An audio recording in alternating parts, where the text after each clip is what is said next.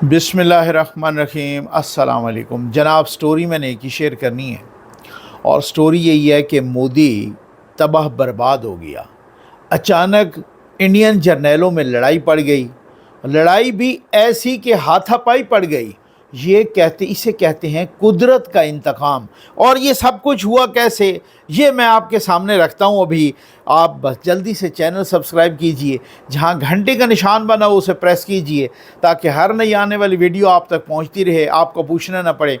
हमारे water projects लग रहे हैं भाई, अल्लाह के करम और आपके ताउन से लग रहे हैं। अल्लाह के घर के दरवाज़े के सामने लग रहे हैं। आप अल्लाह की मखलूक को, प्यासी मखलूक को पानी पिलाइए। अपने मरहूमीन के इसाले सवाब के लिए एक वाटर प्रोजेक्ट ज़रूर लगाइए। उन इलाकों में लगा रहे हैं जहां लोग जोड़ों वाला पानी, ये जो बारिशों का जमा शुदा होता है, बारिशें उन इलाकों में हो ही नहीं हैं। अब जोड़ भी खुश्क हो रहे हैं, वो तो बेचारे जोड़ों वाला भी पी रहे थे। तो ये इस तरीके से अब मोदी बहाने बना रहा है और वो कह रहा है यार कि कोई सूरत हाल निकल आए कि इंटरनेशनल कम्युनिटी भी मेरी बात नहीं मान रही। अब आज की बात है, अताउल्लाह तारड़ साहब ने LOC पर वो ले गए नेशनल और इंटरनेशनल मीडिया को, और उन्होंने देखा वो जो कह रहे थे कि जी इन्होंने तो पता नहीं को हाइड आउट्स बनाई हुई हैं, इन्होंने तो दहशत गर्दों के ठिकाने बनाए हुए हैं। उन्होंने कहा जी देखो आप सारी LOC पे देखो, हमने कहीं पर अगर कोई ठिकाने बनाए हुए हैं तो वो LOC पे ले गए और उन्होंने सबको दिखाया। आप भी दिखा दो इसी तरीके से, आप भी उधर ले जाओ कश्मीर में। हालत ये है कि मकबूजा कश्मीर में और तो और अब वहाँ के वो राहुल गांधी अपोजिशन लीडर को जाने की इजाज़त नहीं मिलती। ये हालात हैं। और इधर ये मीडिया को ले जाते हैं। बगलेहार का पानी उन्होंने बंद करना शुरू कर दिया। बगलेहार डैम पर चनाब का पानी वो जनाब उन्होंने बंद करना शुरू कर दिया।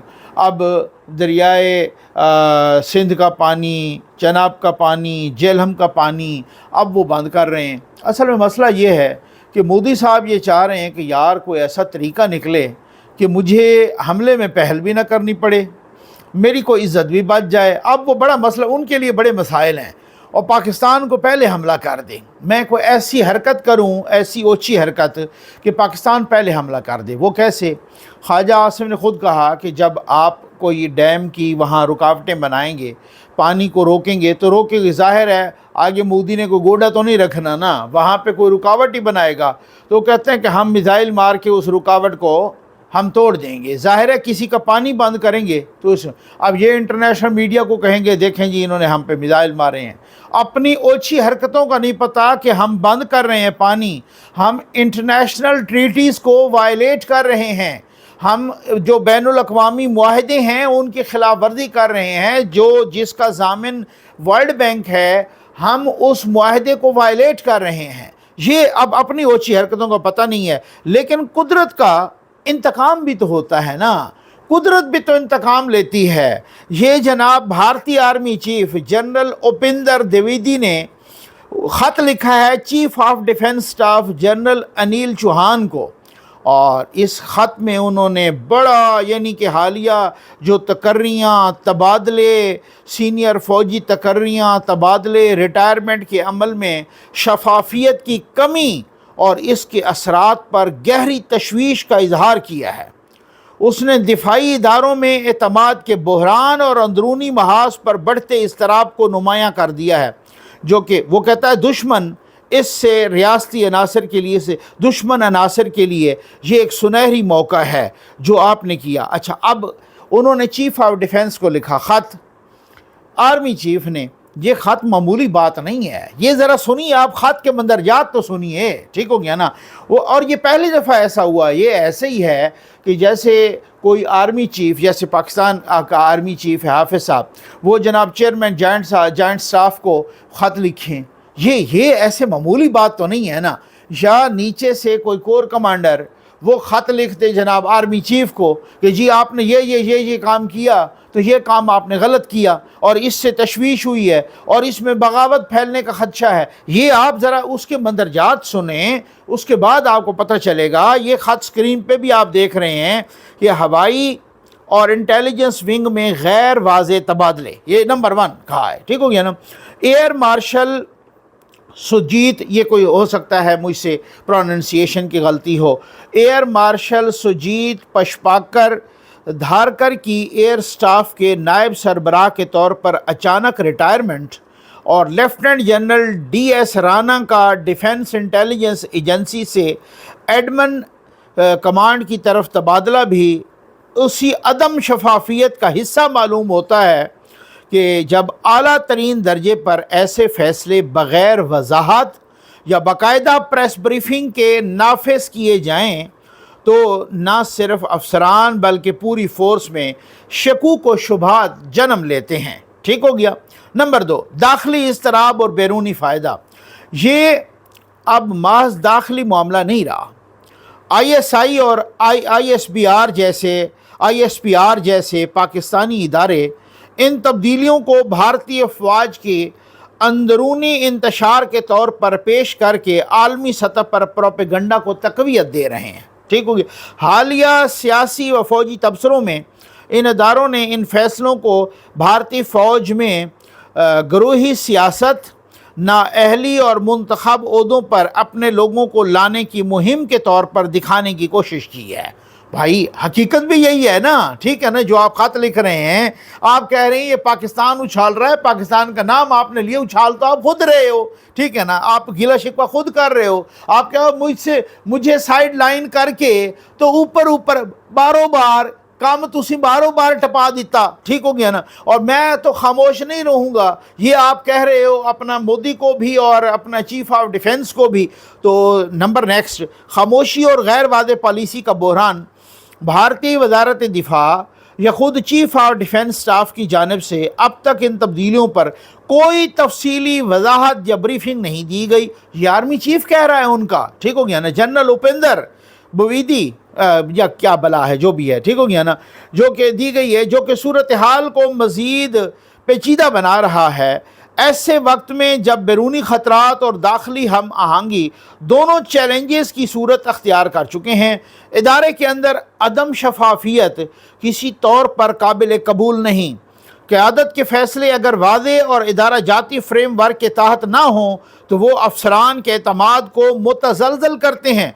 फ़ैसले एवं ही बारों बार करोगे तो असी नहीं मनन लगे थोड़ी कमांड। ये मैं अगर गलत ट्रांसलेट कर रहा हूँ, पंजाबी मुझे वैसे जरा एवं थोड़ी थोड़ी आती है, लेकिन फिर भी मैं वही ट्रांसलेट, ये वैसे जो अपना सिख बरादरी है ना, वो बिल्कुल ठीक कह रही है। मैं पहले इस चीज़ को नहीं मानता था, लेकिन बिल्कुल 100% ठीक करो। कहीं जदू जंग लगती सी तो ये मेजर गोरेवारिया तो इस तरह के अफीसर ये जाते सन छुप, ये उत्थे बंकर च वड़ जाते सन। तो अगे आती सी सिख बटालियन, ठीक है ना, तो सिख डिवीजन तो सिख ब्रिगेड वो लड़ती सी तो ये पिछे मदद करते सन। हुण सिख जड़ा है ना, वो थोनू आपनू पता, हुण सिखा ने क्या आखा, सिखों ने ये कहा है पंजाब में कि अगर पंजाब क्रॉस करोगे तो असी थानू भगो के मारांगे। ठीक है ना, क्योंकि आपने सिखों को जिस तरह से मारा है और आप जिस तरह से सिखों के साथ ज्यादतियां कर रहे हैं, तो सिख तो वैसे ही करेंगे। और पहले लड़ते से सिख 65 में, 71 में, उससे पहले 48 में, ये पीछे करते सन मज़े, तो ये इत्थे बंकर ही बह के ते मज़े के खाने खा के ते फिर सिख लड़न ते तमगे ये लैके जावन। उन्हें आखा, सिखा आखा हुण तुसीं लड़ो, नज़र आगे आओ। ठीक है ना, हुण तुसीं आओ नज़र आगे तो पता चले कि किस तरह लड़ाई होती है, तो कितने भी आंदा 100 आंदा। हाँ, अफसरान के दरमियान एतमाद का फुकदान। आर्मी चीफ लिखता है चीफ ऑफ डिफेंस को कि ख़त के मतन से ये साफ जाहिर है कि माज क़यादत के फैसले नहीं, बल्कि इन फैसलों की नौइयत, वक्त और अंदाज पर भी गहरी तशवीश पाई जा रही है। जनरल द्विवेदी ने अपने ख़त में वादे तौर पर कहा है कि इन तब्दीलियों ने अंदरूनी मुदाखलत को जन्म दिया है, ठीक है, और फ़ौज के अंदर मौजूद हौसले और इत्तेहाद को ख़तरा लाहक है। ये अल्फाज किसी भी कमांडर से गैर मामूली और ख़तरे की घंटी के तौर पर लिए जा सकते हैं। ये बिल्कुल बात ठीक है तबसरा। और मुतालबा बराए शफाफ और मरबूत पॉलिसी। जनरल द्विवेदी यानी जनरल द्विवेदी जो आर्मी चीफ हैं, उनका मुतालबा है कि मुस्तकबिल की तकर्रियाँ और रिटायरमेंट वाज़े और शफाफ तरीके से की जाएँ ताकि अफसरान और आवाम दोनों को वजाहत मिले। साथ ही वो चाहते हैं कि मरकज़ी हुकूमत अफरादी इंतज़ामात की पॉलिसी पर असर नौ गौर करे ताकि तमाम फैसले मुशावरत और इदारा जाती हम आहंगी के साथ हों, ना कि बंद कमरों में हों। वो खुद कह रहा है मेरे को तो पूछा ही किसी नहीं, ठीक है ना, तुसी उत्ते उत्ते ही कर लिया सारा कुछ बारों बार, तो मैनू तो किसी दसा ही नहीं है, तो मैं हुण तुसां कहंदे हो कि तुसी अगू आओ तो तुसी लड़ो, तो लड़ना मैं अगर, तो फैसले भी वो जिहड़े जरनैलों का तबादला तो रिटायरमेंट तो ट्रांसफर तो प्रमोशन तो सारा कुछ तरक्की तो इधर उधर उन्होंने बखेरना, वो मेरी मर्जी के मुताबिक होएगा, अदरवाइज़ मेरे तरफों मेरे वालों ना ही समझो, ठीक है। इदारा जाती सियासत या फैसला साजी की खामी, ये सवाल अब शिद्दत अख्तियार कर चुका है कि आया ये सब कुछ मुनज़्ज़म पॉलिसी के तहत हो रहा है या फिर मखसूस गिरोह और अफराद इतारा जाती फ़ैसलों पर असरअंदाज हो रहे हैं। भाई ये बुक के मुताबिक किया, SOP के मुताबिक किया, या एवं ही सियासत चल रही है। फ़ौज जैसे इदारे में जहाँ हर फैसला जानों और कौमी सलामती से जुड़ा होता है, वहाँ तकर्रियाँ और रिटायरमेंट सिर्फ इंतज़ामी फ़ैसले नहीं बल्कि सियासी और स्ट्रेटीजिक पैगामात होते हैं। बहुत बड़ी बात कर दी है और ये आर्मी चीफ ने की है। हुण अच्छा, अब इससे पहले क्या हुआ, इससे पहले वो जनाब मोदी तो बिल्कुल बावला हो चुका है ना, ये तो आपको पता है। उन्होंने कहा जी आप IMF को लिखो खत कि पाकिस्तान को कर्ज़ा बंद करें, कर्ज़ा ना दें, उन पर नज़रसानी करें। वो IMF ने घास नहीं डाला और जो IMF का वहाँ इंडिया का नुमाइंदा था, मोदी ने उसको फारिग कर दिया, ठीक है। अब इसी तरीके से उनका इंटेलिजेंस चीफ था, वो इंटेलिजेंस चीफ ने एक ज़ाहिर है जब एक जंग छिड़ती है या कहीं पर कोई भी बड़ी डेवलपमेंट होती है, इंटेलिजेंस का काम यही होता है कि बाहर के बयान को छोड़ें, मोदी को तो कम से कम बताएं ना। इसी तरह से पाकिस्तान की इंटेलिजेंस अपनी हुकूमत को बताती है।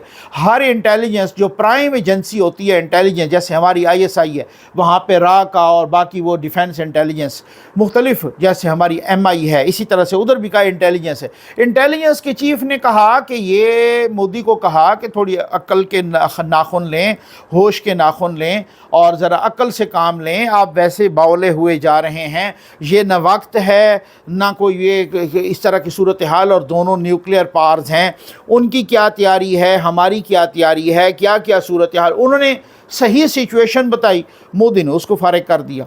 पहलगाम फॉल्स फ्लैग ऑपरेशन पर वो जो नॉर्दर्न कमांड के जनरल थे, गालिबन जनरल कुमार, वो मोदी ने उनको फारिग कर दिया। तो अब मसला ये है भाई, इसका हल ये तो नहीं है कि जो को सीधी बात करे या जो आपको बेनकाब करे, जो आपका बीच चुराए हंडिया फोड़े या आपका भांडा फोड़े, तो आप उसको फारिग कर दें, और फारिग भी इस तरीके से ना उस पर कोई इल्ज़ाम हो और ना कुछ, तो आप उसी तरीके से फारिग कर दें।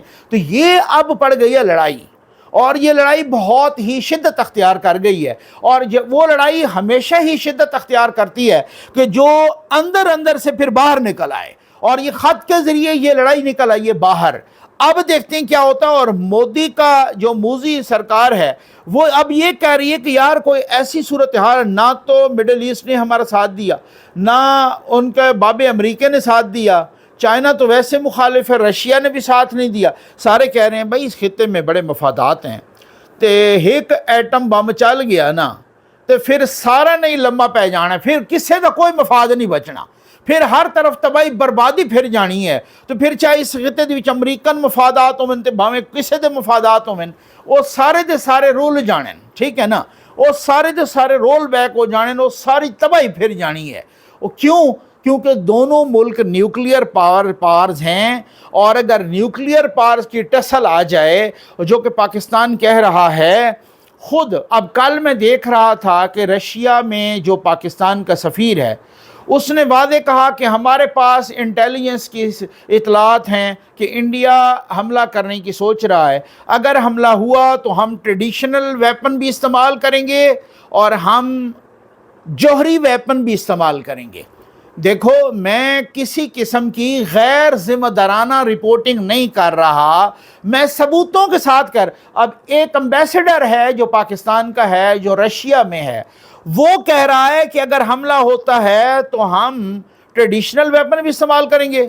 تے اسی ایٹم بھی ماریں گے. آپ سمجھ آ گئی آپ کو؟ ٹھیک ہو گیا نا؟ ایٹم بم بھی ماریں گے اور ہم ٹریڈیشنل ویپن بھی استعمال کریں گے. تو میں نے کوئی نئی بات تو نہیں کی.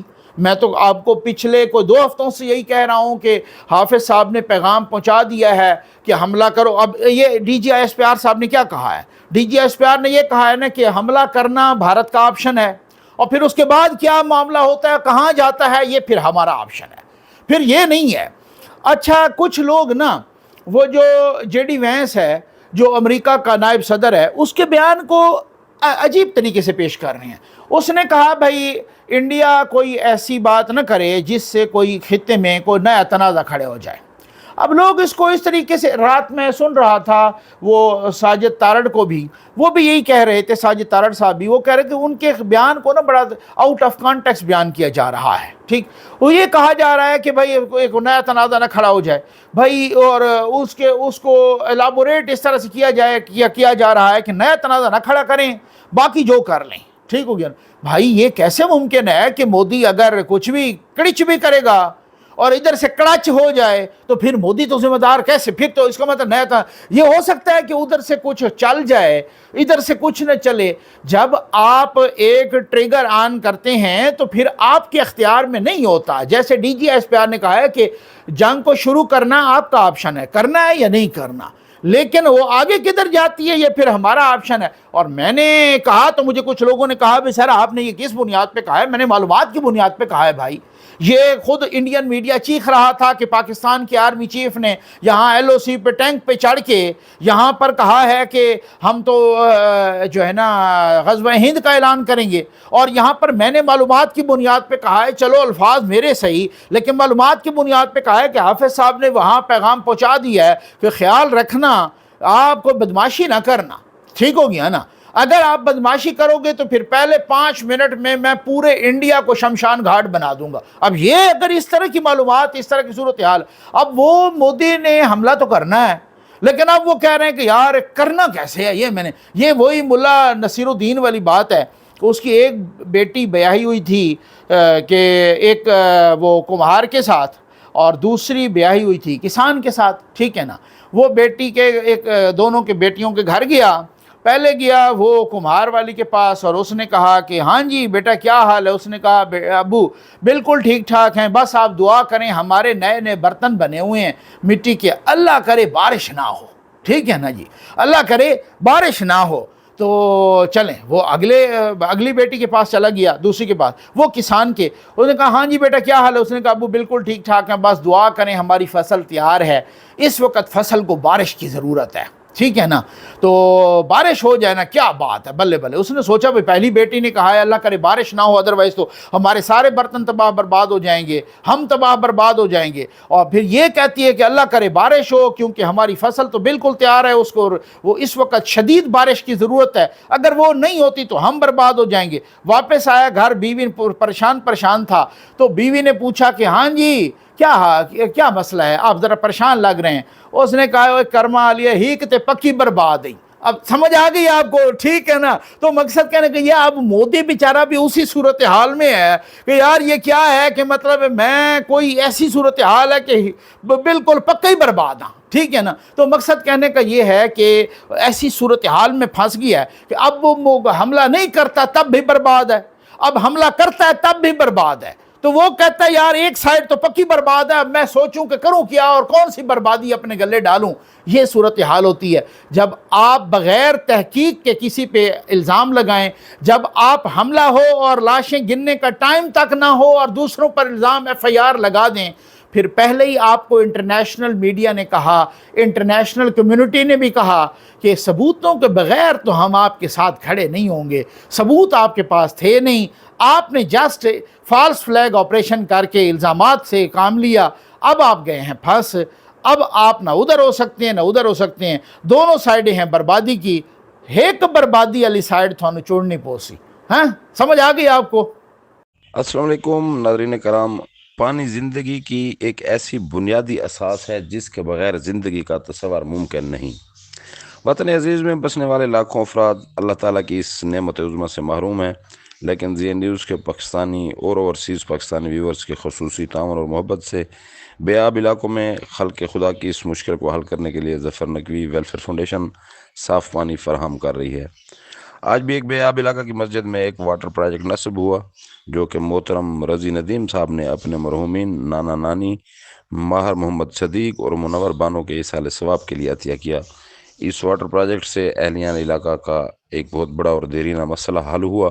اللہ تبارک و تعالیٰ محترم رضی ندیم صاحب اور ان کی فیملی پر رحم و فضل فرمائیں، ان کے رزق جان مال میں برکت عطا فرمائیں اور ان کو ہر پریشانی اور تکلیف سے امان عطا فرمائیں، اور اللہ تبارک و تعالیٰ اپنے پاک حبیب صلی اللہ علیہ وآلہ وسلم کے صدقے مرحومین ماہر محمد صدیق اور منور بانو کی مغفرت فرما کر جنت الفردوس میں اعلیٰ مقام عطا فرمائیں اور مرحومین کو بروز معاشر جامع کوثر سے سیراب فرمائیں۔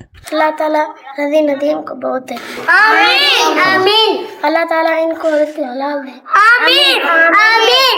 اللہ تعالیٰ ان کو صحت سلامتی دے، آمین آمین۔ ہم آپ کے لیے ہر وقت دعا کریں گے۔ شکریہ کا شکریہ رضی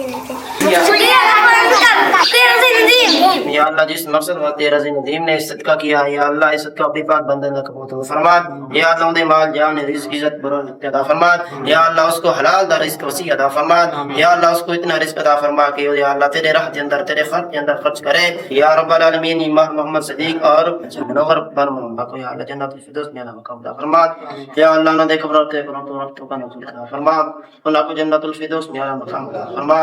حضرت علی کرم اللہ وجہ اللہ کریم سے روایت ہے کہ ایمان والوں کی حفاظت صدقے کے ذریعے، مال کی حفاظت زکوٰۃ کے ذریعے اور مشکلوں کو دعا کے ذریعے دور کریں۔ نیک اولاد کا ہونا خوش نصیبی ہوتی ہے، اور جو اولاد اپنے والدین کا ادب و احترام کرتی ہے وہ دین اور دنیا میں انتہائی اعلیٰ مقام حاصل کرتی ہے۔ ماں باپ کی فرما برداری کرنے والی اولاد معاشرے میں ایک مثال کے طور پر یاد کی جاتی ہے۔ میر محمد صدیق اور منور بانو کی سال ثواب واسطے مسجد کے اندر موٹر پمپ لگایا ہے اور ٹینکی بھی لگا دی ہے اور صاف بور کا پانی بھی لگا دیا ہے ادھر مسجد۔